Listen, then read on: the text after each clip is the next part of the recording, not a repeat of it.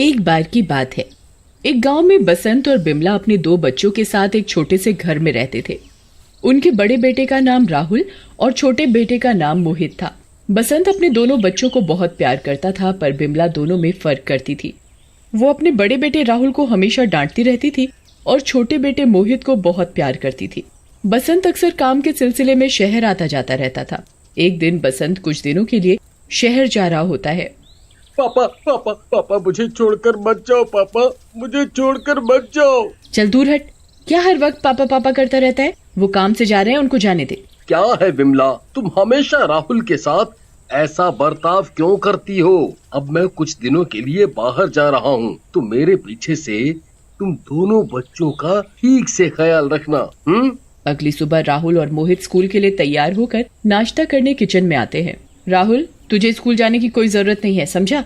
घर में मुझे आज बहुत सारे काम हैं, तो तू घर रहकर मेरी मदद कर। माँ, आज मेरा स्कूल में टेस्ट है, अगर मैं नहीं गया तो कल मुझे बहुत डांट पड़ेगी। मैं वो सब नहीं जानती, मेरे साथ बहस मत कर और चुपचाप घर के कामों में मेरी मदद करवा। ठीक है माँ, जैसा आप बोलो। मोहित और राहुल नाश्ता करने बैठ जाते हैं।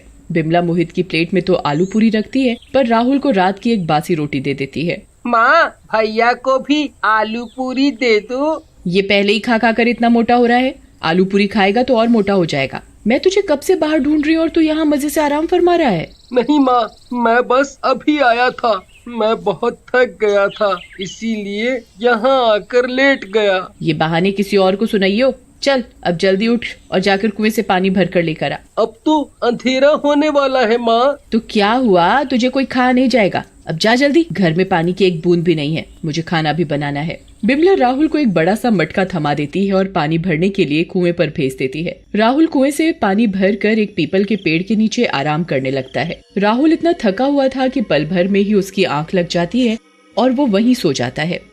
थोड़ी ही देर में अंधेरा हो जाता है, पर राहुल अभी भी गहरी नींद में सो रहा होता है। उस पीपल के पेड़ पर एक चुड़ैल रहती थी जो बहुत बुरी तरह से जली हुई थी।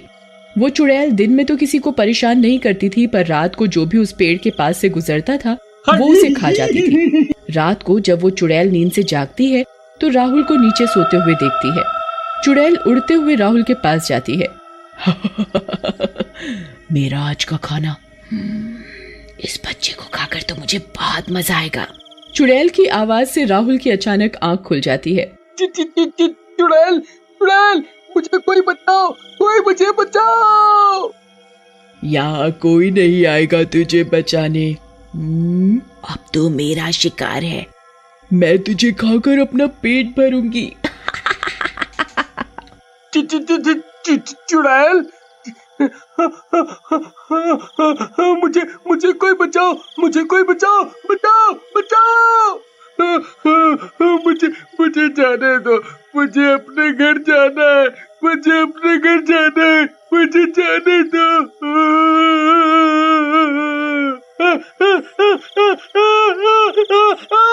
राहुल चुड़ैल के आगे हाथ जोड़ता है और बहुत मिन्नतें करता है, पर वो चुड़ैल राहुल की एक नहीं सुनती और उसे खाने के लिए उस पर झपट पड़ती है।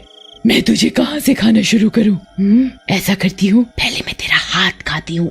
चुड़ैल जैसे ही राहुल को खाने के लिए उसका हाथ पकड़ती है, उसे राहुल के हाथ पर एक अजीब सा जले का निशान दिखता है। ये निशान कैसे पड़ा तेरे हाथ पर? पापा बताते हैं कि जब मैं बहुत छोटा था तब दिवाली वाले दिन घर में आग लग गई थी और उसमें मेरा ये हाथ जल गया। तेरा नाम क्या है और तेरे बाप का नाम क्या है? मेरा नाम राहुल है और मेरे पापा का नाम बसंत है। तू तो मेरा बेटा राहुल है, मेरा प्यारा बेटा, मेरा राहुल। मैं शीला हूँ, तेरी माँ। ये तुम क्या बोल रही हो? मैं एक चुड़ैल का बेटा कैसे हो सकता हूँ? मेरी माँ का नाम तो बिमला है। नहीं राहुल बेटा, तुम मेरे ही बेटे हो। मैं तुमको सब बताती हूँ। तुम उस वक्त बस 2 साल के थे, दिवाली की रात थी।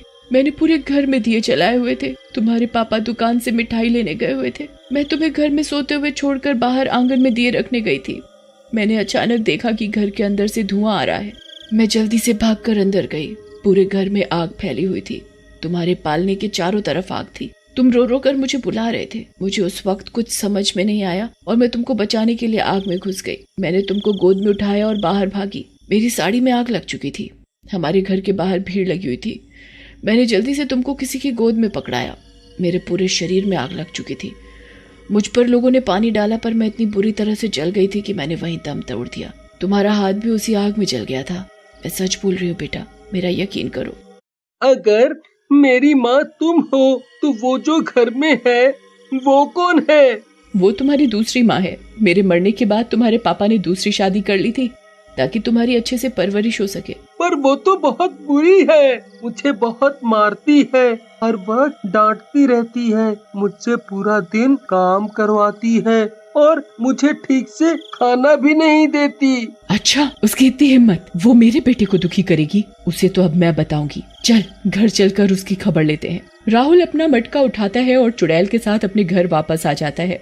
दरवाजा खोलो माँ, दरवाजा खोलो माँ। इतनी रात हो गई, तू अब आया है? कहाँ था इतनी देर से? माँ माँ, वो मैं थक कर एक पेड़ के नीचे बैठ गया था और मेरी आँख लग गई। अच्छा, तो नवाब बाहर जाकर आराम फरमा रहा था। अब तो तुझे खाने में बस बासी रोटी ही मिलेगी, तभी तुझे अकल आएगी। अब चल जल्दी अंदर जा और ये मटका रसोई में रख दे।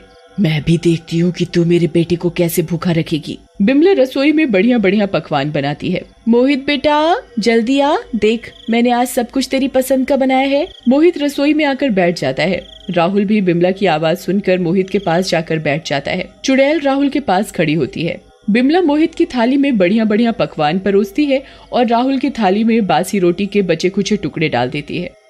चुड़ैल को राहुल के साथ ये सब देख बहुत गुस्सा आ जाता है। वो एक इशारा करती है और मोहित की थाली के सारे पकवान उड़कर राहुल की थाली में आ जाते हैं। ये सब देखकर बिमला और मोहित की आंखें फटी की फटी रह जाती हैं। ये क्या हो रहा है? ये खाना अपने आप कैसे उड़ सकता है? बिमला और मोहित डर कर रसोई से भाग जाते हैं। देखा कैसे डर कर भाग गए दोनों। अब इनको पता चलेगा कि भूखे पेट कैसे सोया जाता है। तू आराम से पेट भर कर खा। चुड़ैल राहुल को अपने हाथों से खाना खिलाती है। बहुत दिन बाद राहुल इतना अच्छा खाना खाता है कि खाना खाते ही उसे नींद आने लगती है। चुड़ैल जादू से राहुल के लिए बढ़िया सा बिस्तर बिछा देती है और राहुल पल भर में सो जाता है। चुड़ैल राहुल को सुलाकर बिमला के कमरे में जाती है और वो जाकर देखती है कि बिमला और मोहित भूख की वजह से ठीक से सो नहीं पा रहे। अब आया ना मजा? बढ़िया ही मेरे बेटे को बासी रोटी देने वाली, तुझे तो मैं बताती हूँ।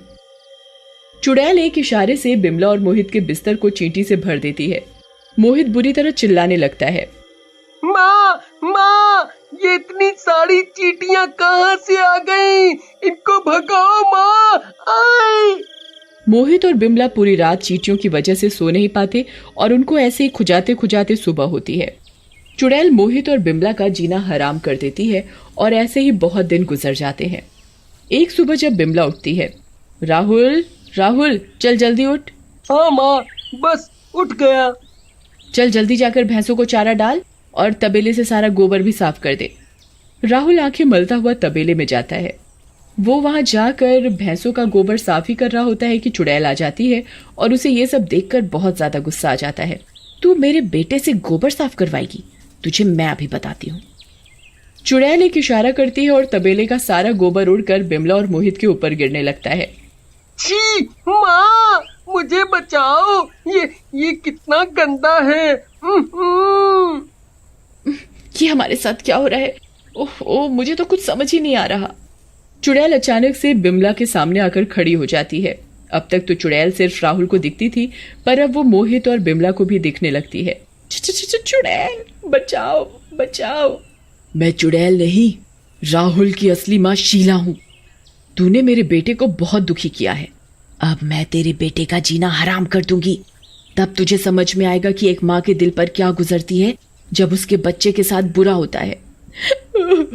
मुझे माफ कर दो शीला, मैंने राहुल के साथ बहुत बुरा किया है, पर अब मुझे अपनी गलती का एहसास हो गया है। मैं जिंदगी में कभी दोबारा राहुल के साथ कुछ बुरा नहीं करूंगी। मैं राहुल और मोहित दोनों को एक समान प्यार दूंगी। मुझे एक मौका तो दो। बिमला को आखिरकार अपने किए पर पछतावा होने लगता है। चुड़ैल बिमला को एक आखिरी मौका देती है। अगर तूने अब मेरे बेटे के साथ कुछ भी बुरा किया तो मैं तुझे और तेरे बेटे को जिंदा नहीं छोड़ूंगी। चुड़ैल हमेशा के लिए वहां से चली जाती है। बिमला राहुल को मोहित जितना प्यार करने लगती है और पूरा परिवार हंसी खुशी रहने लगता है।